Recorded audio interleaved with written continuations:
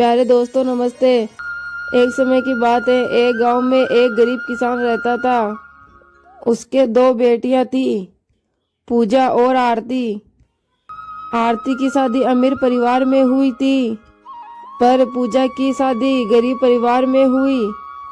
बहुत अमीर होने के कारण आरती घमंडी हो चुकी थी।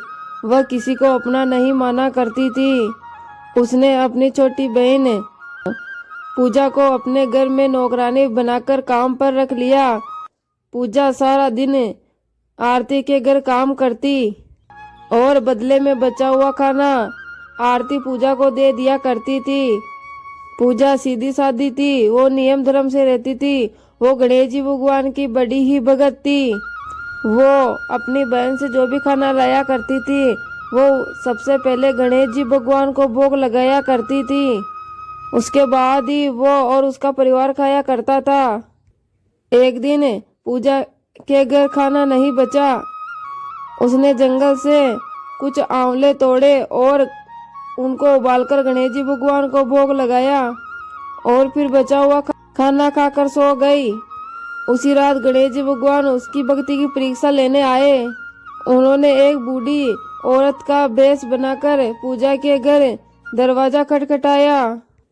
पूजा ने उठकर दरवाजा खोला तो उसने देखा कि बाहर एक बुढ़िया खड़ी है। पूजा ने पूछा, माँ जी आपको इतनी रात में क्या चाहिए?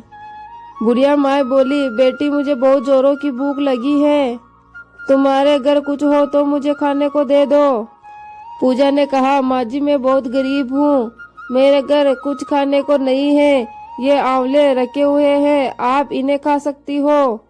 गणेश जी भगवान के रूप में बुढ़िया माए ने बोला, हाँ लाओ। तो पूजा ने गणेश जी को भोग लगाए हुए आंवले बुढ़िया माए को दे दिए।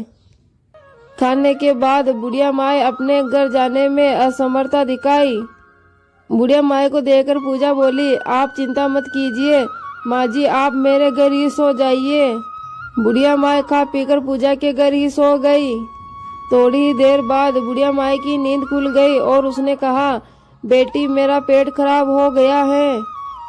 तब पूजा ने कहा, बुढ़िया माए आप अंधेरे में कहाँ जाएगी, यहाँ घर के किसी कोने में ही निपट लीजिए और अपना हाथ मेरे बालों में पोंछ लीजिए, सुबह उठकर मैं साफ सफाई कर दूंगी। बुढ़िया माए ने पूजा ने कहा वैसा ही किया। जब पूजा सुबह उठी तो उसके घर बुढ़िया माए नहीं थी। पूजा को लगा शायद मैंने सपना देखा होगा। ऐसा सोचकर वो नहाने के लिए जब तालाब की ओर चली और तालाब में नहाने लगी तो उसके बालों से ना झड़ने लगा। आसपास के सभी लोग देखकर हैरान हो गए। अब पूजा को रात की बात याद आई और वो दौड़ी दौड़ी अपने घर आई। घर आकर उसने अंदर देखा कि उसके घर के चारों ओर सोने के सिक्के के ढेर हो रखे हैं और वो खुश होकर गणेश जी भगवान का जयकारा लगाने लगी। उसने अपने बेटे को मौसी के घर से तराजू लाने के लिए भेजा। उसका बेटा मौसी के पास जाकर तराजू मांगने लगा। मौसी ने कहा, तराजू का क्या करोगे? बच्चा बोला था। बच्चे ने बोला, माँ सोने का सिक्का नापेगी। आरती ने कहा, घर में खाने को दाना नहीं और सोना नापने की बात करते हो। सच्चाई को जानने के लिए उन्होंने तराजू के नीचे लट्ठा लगा दिया। बच्चा तराजू लेकर चला गया। जब सोना नापने का काम खत्म हो गया तो बेटा मौसी को तराजू देने घर गया। आरती ने तराजू को उलट पुलट कर देखा तो तराजू के नीचे एक सोने का सिक्का चिपका हुआ था। वो हैरान हो गई और उसको विश्वास हो गया कि पूजा बहुत धनी हो गई है, इसलिए वो अब अपने घर पर काम पर भी नहीं आती। वो दौड़े दौड़े अपने बहन के घर गई और अपनी बहन से पूछा, तुम्हारे पास इतना धन कहाँ से आया? पूजा सरल स्वभाव की थी, उसने सारी बातें अपनी बहन को बता दिया। आरती को लालच बहुत आ गया। वो भी पूजा की तरह गणेश जी भगवान का नित्य नियम निभाने लगी और वो भी गणेश जी भगवान को आंवले का भोग लगाने लगी। एक दिन गणेश जी भगवान उसे सबक सिखाने के लिए बूढ़ी औरत का वेश बदलकर उसके घर आए। वह भी अपनी बहन की तरह बुढ़िया माए को बैठा कर उबले हुए आंवले दिए। आंवले खाते ही बुढ़िया माए का पेट खराब हो गया। और उसने आरती के सारे घर को गंदा कर दिया। जब सुबह आरती की नींद खुली तो उसने देखा कि सारा घर गंदगी से भरा हुआ है। आरती अपने घर की सफाई करने लगी, लेकिन गंदगी तो बढ़ती ही जा रही थी, घर की सफाई नहीं हो पा रही थी। वो परेशान होकर पूजा के घर गई।